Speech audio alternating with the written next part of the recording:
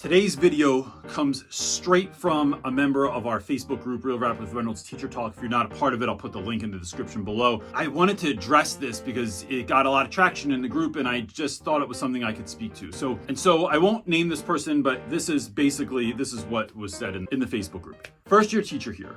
What do you do in your classroom about students who want extensions after not managing their time correctly? I'm not talking about the ones who have legitimate reasons due to their personal lives, but the ones who obviously started the project the day before it was due and are now realizing that it's going to take longer than they thought. They had over a week to complete the project and 4 to 5 classroom work blocks. The question then becomes, what do we do with students that are not using their time well? This poster didn't say this, but oftentimes I hear it communicated as, what do we do with kids that are lazy in class? Today, I want to talk about 2 simple ways that you're going to be able to instigate in class tomorrow and find success with. Let's go. So there's a couple of ways I'm going to give you to handle this sort of situation that you can literally start tomorrow, right? It's going to be super easy and it's something that empowers students and lets you feel like you're doing something also, because I know that this can feel like something that makes you feel like a failure as a teacher because you're not helping students. That is embarrassing. Here's where I'm going to start with this. One, a lot of folks call kids like this, they're lazy, right? They're not doing anything. They just sit there. And I that's a whole nother video, but I don't think that these students are oftentimes lazy. I think oftentimes kids they're rather maybe they seem like they're disinterested in your project or your assignment, but what holds them back is a lack of awareness of what's going on around them. And I think that they over amplify how difficult they think a project or an assignment is going to be. So here's one of the ways we kind of deal with that, right? I think making a very, very simple chart that's going to help kids to realize what the mile markers are on a particular assignment. So I just made this in 10 minutes with a big giant post-it note thing, but you could use anything. I mean, you could even do it on your whiteboard. So if I'm doing a comic book project, right? It's a project that we do every single year where we create comic books based on some of the readings that we've done, and we use that as a review for the assessment. If I have a comic book project up here, I also could put what period it is up here. And then I'm going to give each group, so this particular assignment is done in groups. You could just as easily make this for individual students as well. So if I have group 1 through 8, and then I have all the mile markers that these students need to complete before that assignment is due. So if kids have, let's say they have a week, each one of these, I might even add on here a due date for them. So either what day this week or what day, like the 10th, the 11th, the 12th, on here matches each one of these is the one that you, it's the last moment you can get it done. There have been other times where I used to have a club that I created. It was just in my class, but we call it the Lack of Procrastination Club. And the Lack of Procrastination Club, if you were a part of the club and there was a whole way to get into it, but because you couldn't procrastinate and wait, you had to get into it early. If you got into it, you could get extra points anytime that you handed in an assignment early, anytime earlier than it was due. And those students, if I was doing that with this, those kids would be getting extra credit for having things in early. Because I never make anything so hard that it's going to be really challenging to get it done by the end of the day. Especially when dealing with creativity, I want to give kids time to think about it, to wonder about it, to make mistakes, to go back and do something again. So that's just one of the things that could play into this. So for this, I have the first thing that you need to get done is your outline. So basic outline, I need to know what are you going to create, how are you going to create it, and who's doing what. I have a rubric for this. This is a little different than the rubric, but what I'm looking for here is a simple outline. So if I had on a Monday, my expectation as the educator would be that my students were finished the outline by the end of the day on Monday. When they're finished and I check it, I would give them a sticker and they go up, and I like kids to be able to do this themselves instead of me doing it or me just signing off on this. There's something about getting the sticker. So I let them pick the sticker. I always only have weird stickers. It's like unicorns and kittens and just bizarre stuff. Squirrels with googly eyes. So they get the sticker, they put it on themselves. What this does as the week goes on, it helps students that are not meeting the mile markers, right? Because even though in the beginning of class, I'm like, all right, everyone, I need, your outline needs to get checked today, or I need your storyboard rough draft is due by the end of the period. If kids aren't paying attention, or if they're making a mountain out of a molehill, right? They think that this is going to be so difficult, so like, I'm not doing it. And we'll get to what to do with those students in a moment.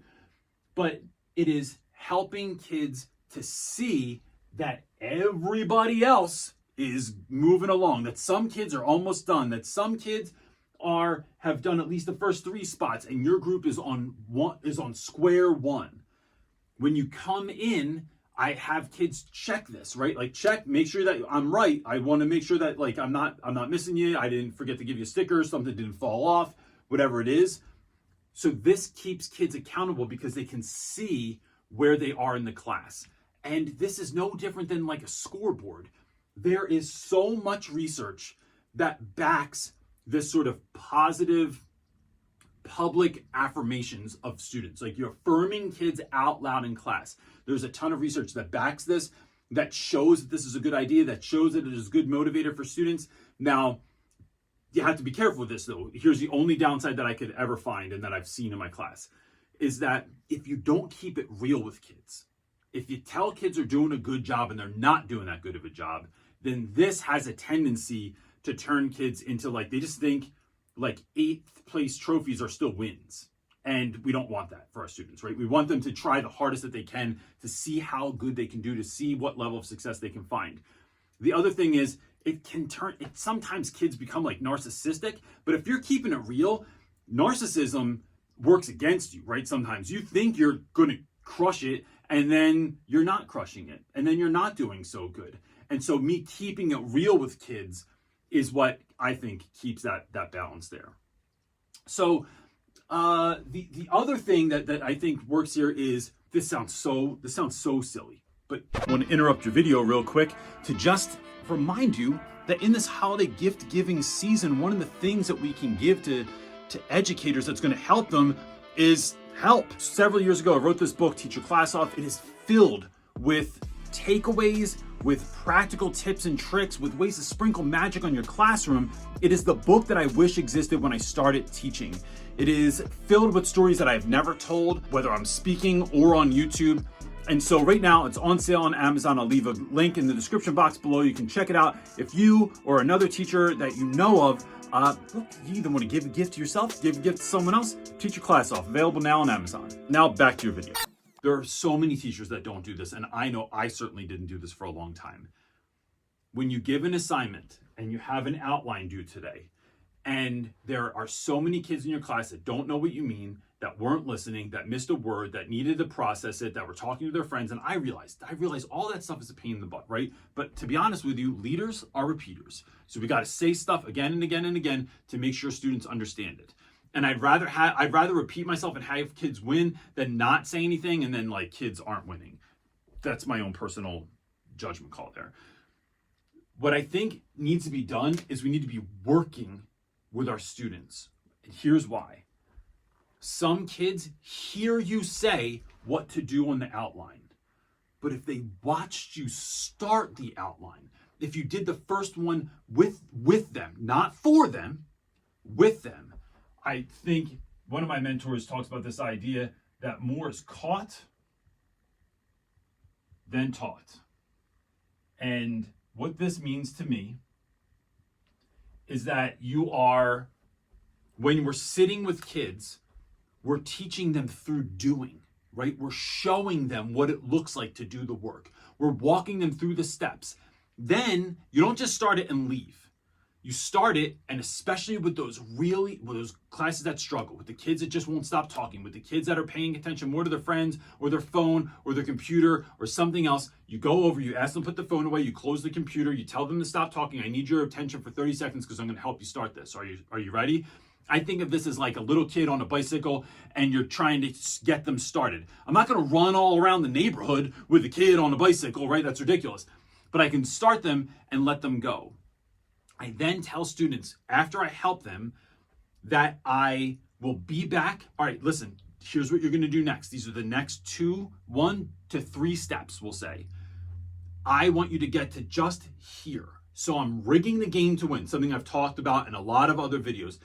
I'm rigging the game to win, meaning I'm setting the bar not low, but it is achievable. It is achievable for the students you're sitting with. Then I let them know I have to go help this group, and I got to check in on this kid over here because I think he's eating another pencil of mine. So when I come back in 10 minutes, you need to be there. Not here, not here. I need here. Do you all understand? Do we understand where we're going with this? All right, make me proud. I'll be back in 10 minutes. I leave, and then I come back and check in on them. So sometimes students haven't learned the dynamics of working in a group together. They made something feel so unbelievable. 5 paragraphs. Reynolds, what are you talking about? I can't write 5 paragraphs. I can't write 5 sentences. But if we break it down into chunks for kids, then that's how we help them to rig the game to win. That we are helping them because we are showing them how it's done, realizing that caught is better than taught. And once that happens, it's like it is like this, again, this public acknowledgement of like, yo, I'm so proud of y'all. Like, look at what you did today, right? Tibia, I'm gonna be keeping it 100% with you. Yesterday, group wasn't doing so good. I kind of sucked, right? Today, we're getting after it. And I want you to remember what you did. I want you to remember how well you did, and that we just need a little bit more focus. So when you come in tomorrow, this is where we're starting, and here's your sticker. Go put it on the chart. I'm really proud of you. Kids get to pick a sticker. They go up. Now they're in the game. Now they're in the running for what's happening here. Just telling kids, get back to work, stop doing that, pay attention, focus, it doesn't work. You have to get into it sometimes with them to help them move through to the next thing. And then here's why you put this effort into this. I've seen it again and again and again that when we do this with students, it pays off. The ROI is always there. And so I'm going to link a couple of videos in the description below that I think are going to help you out in this area as well. And look, if you think that you know a teacher in school that might be able to use this, please pass it along to them. It just helps more teachers. Well, which is why we always ask you to hit that thumbs up and hit the subscribe button. All it does is help us out in the algorithm. If this has helped you, the only thing we ask you to do is pass it along and hit that thumbs up so that helps more teachers. That's it, gang. I hope that you have a great rest of your week. We'll see you next week. Peace.